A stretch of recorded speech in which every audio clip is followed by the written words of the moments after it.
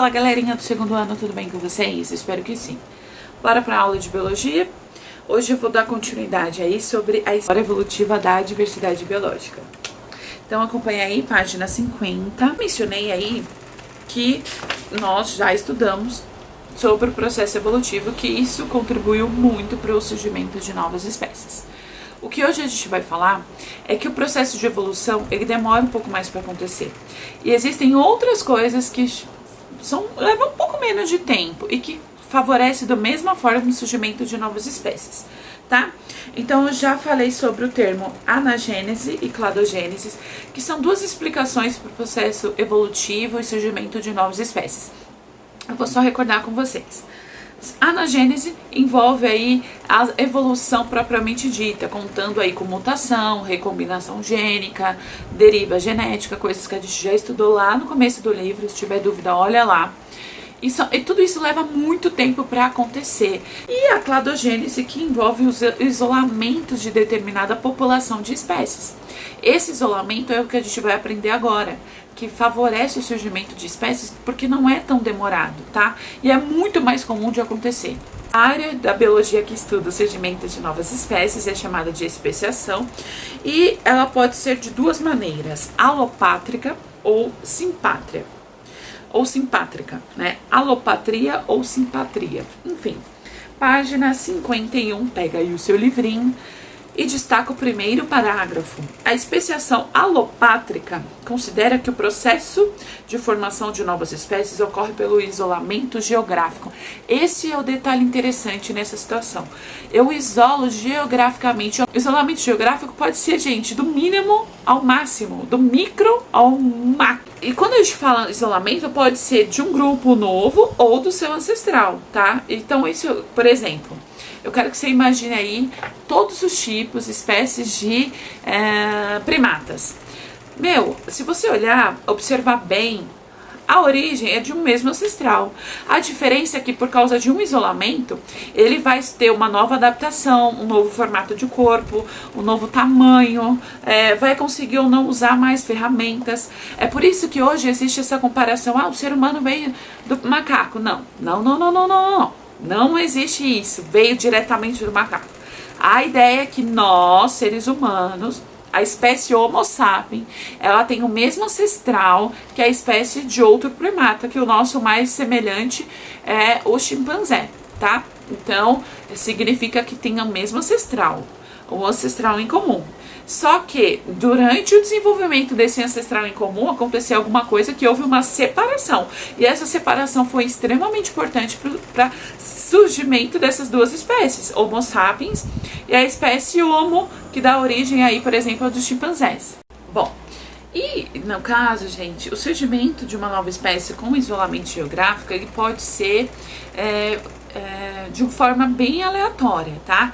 No caso aqui, é só para você entender, quando eles estão juntos, no início da vida aí, dessa população de seres vivos, são as mesmas características. O livro coloca como fluxo gênico, significa que é a mesma característica circulando na população o tempo todo, isso não vai mudar.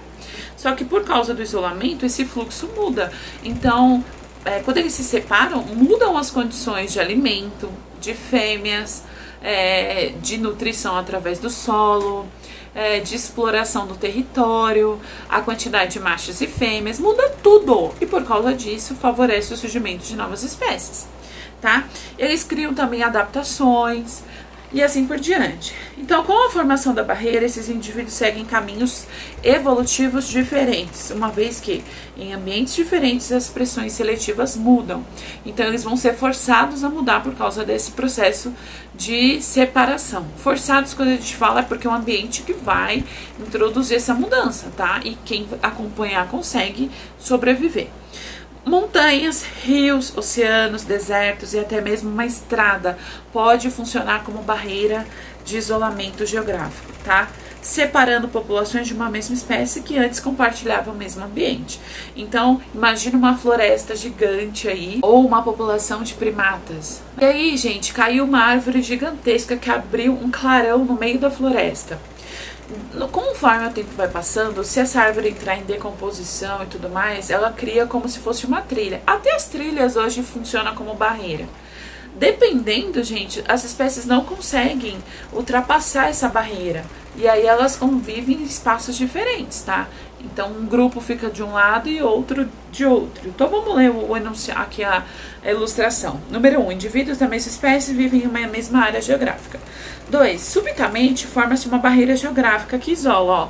No caso aqui, a separação no meio terrestre com o efeito da água aí, tá? Então, sei lá, um rio, por exemplo, né, surgiu aí no meio deles. Essa distância aqui não impede que os animais de um lado passem para o outro, tá? E aí provocou o isolamento geográfico. 3. Em decorrência das mutações, os organismos se diferenciam e a seleção natural atua sobre essas diferenças. 4. A barreira geográfica se desfaz e os descendentes da população original se unem. Quem for, né, apresentar maiores condições de semelhança, continuam juntos. Quem não apresentar, segue seu caminho e vai procurar uma espécie que tem maior semelhança com ele. Isso ajuda a gente a definir o conceito lá do comecinho, ó. Espécie, que é definida aí pelo alemão Ernst Mayr. Espécie é um grupo de seres vivos com características semelhantes, que se reproduzem entre si, gerando descendentes férteis. Então, se o organismo for da mesma espécie, ele vai ter condição de se reproduzir, deixando descendentes férteis. Então, é isso, não são organismos iguais, não são clones, são semelhantes, tá? Então, 5, ó, descendência fértil. Se os cruzamentos originarem descendentes férteis, os indivíduos ainda são da mesma espécie. Porém, constituem raças, variações diferentes. Se os cruzamentos posteriores não gerarem descendentes, ou esses forem estéreis, os indivíduos constituem espécies diferentes. Então ele colocou duas situações aqui, ó. Nesse caso são os crocodilos. Repara que a cor deles é diferente, mudou, teve uma alteração genética.